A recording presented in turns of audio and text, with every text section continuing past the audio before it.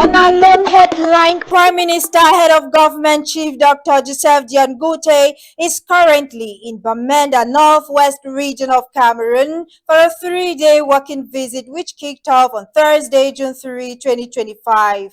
Get details of this story and more on today's edition of the newscast.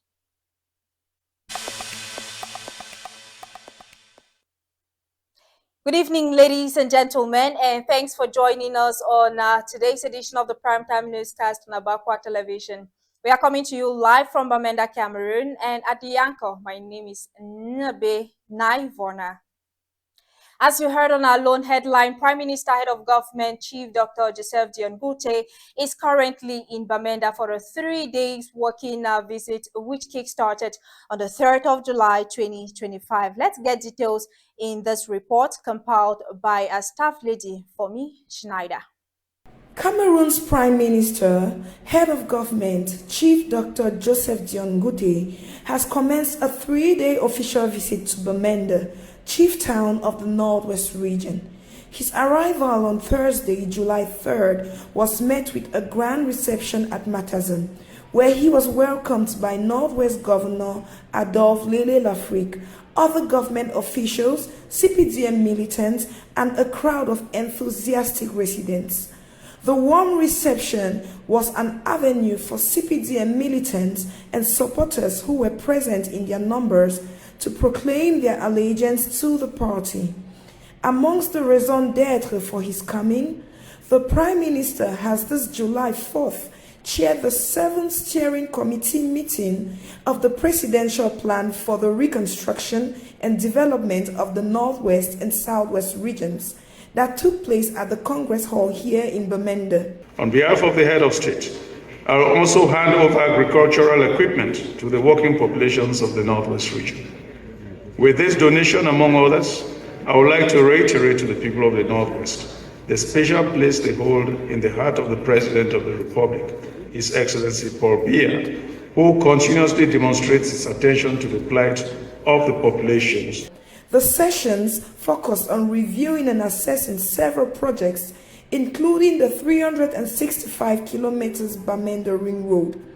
It should be noted, as part of his visit, the Prime Minister will also lay the foundation stone of the Bamenda Intra-Urban Road come Saturday, July 5th, 2025, a project highly anticipated by the inhabitants of Bamenda. And away from the northwest region of Cameroon, let's head over to the southwest region, where residents of the Sandpit neighborhood in Boya are still in shock following the discovery of an abandoned newborn baby by the roadside gutter. The baby has been taken to the Boya Regional Hospital, where he is currently responding to medical attention. Let's get details in this report.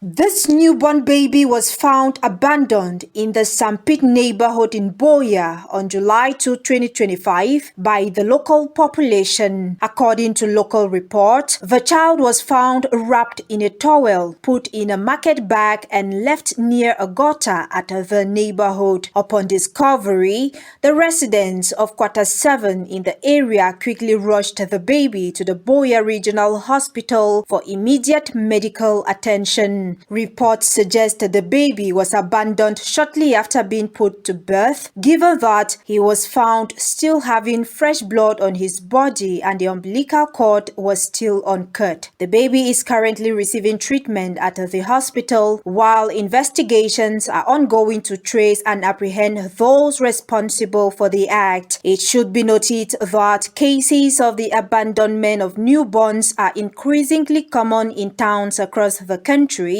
sparking concerns and calls for action to address the root causes of such acts.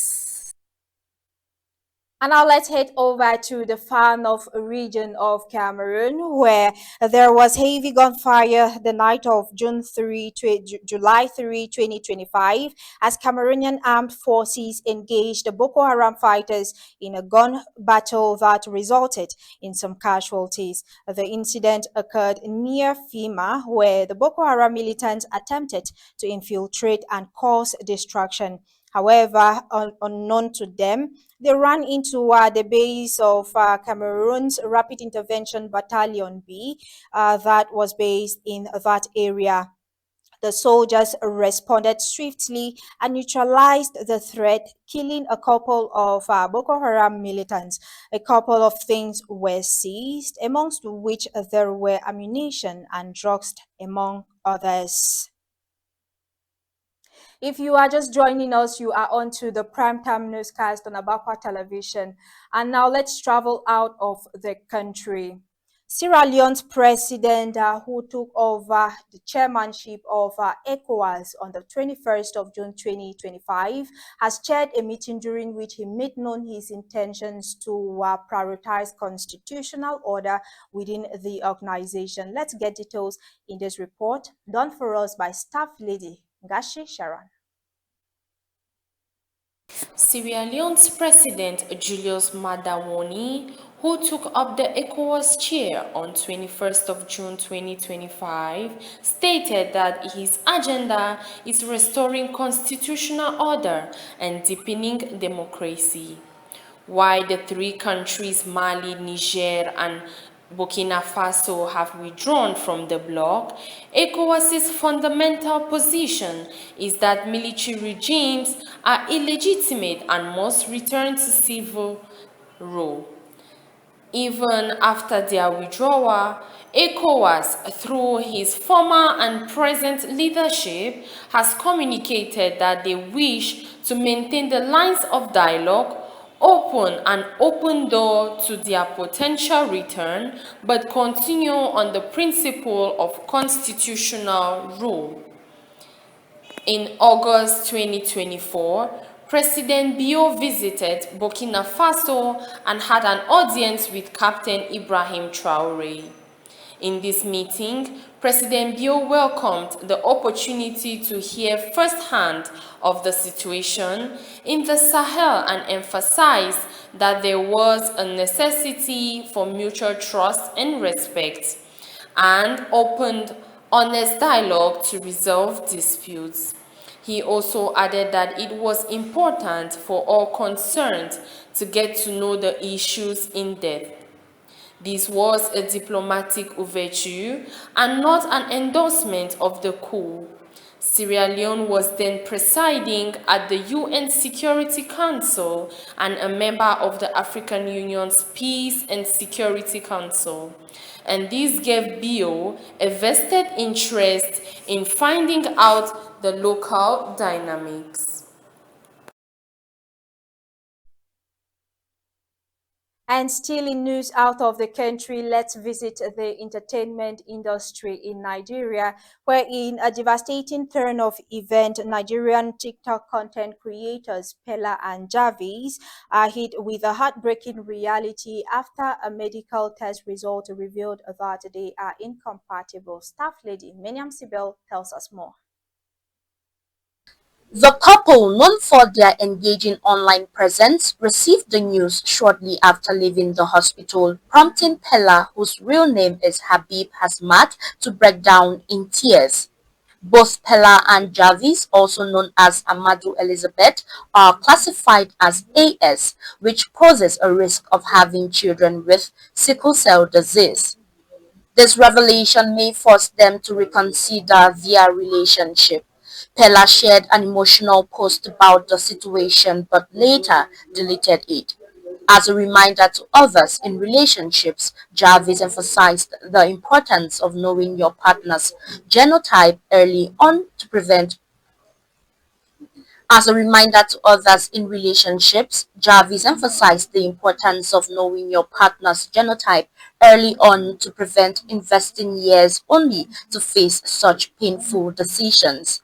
While the couple's future remains uncertain, Jarvis noted that if the relationship ends, it won't significantly affect her. Pella and Jarvis gained popularity through their dynamic relationship, which has been both celebrated and scrutinized online, especially as Jarvis shifted her focus from her AI skip making career to their romance, allegedly. And the first ever modern football stadium in the northwest region of Cameroon will be inaugurated this July 5, 2025 by PM Head of Government, Chief Dr. Joseph Dion Gute. Let's get details with our sportsman Fabrice Kedinga. At last, it is the dawn of a new era for football in the northwest region of Cameroon, as the Ntafi Proximity Stadium in Bamenda is being inaugurated by the Prime Minister, Head of Government, Chief Dr. Joseph John Gute, this weekend. This is the first ever modern football stadium in Bamenda, which has contributed enormously to the growth and development of the king sport in Cameroon. Constructed on Tafi, a locality in the Bamenda 1 subdivision, the over 200-seat proximity stadium is being celebrated by the football-loving population of the Northwest region.